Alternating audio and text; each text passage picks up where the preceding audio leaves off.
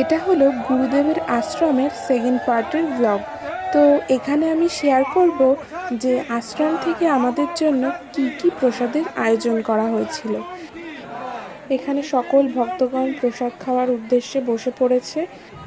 আমরা তখনও খেতে বসিনি, আমরা একটু চারিদিকটা ঘুরে ঘুরে দেখছিলাম। জায়গাটা খুবই সুন্দর ছিল, পুরো ফাঁকা, দূর পর্যন্ত সবুজ গাছপালা।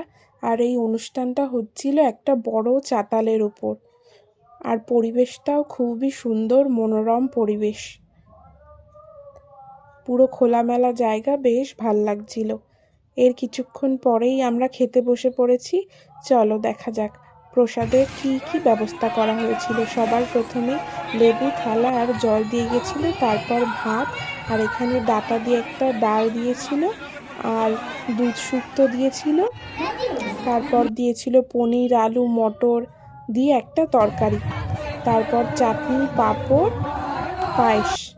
আর আসার সময় প্রত্যেককেই প্রসাদ বাড়িতে পার্সেল করে দিয়েছিল। তো চলো দেখিনি সেখানে কি ছিল।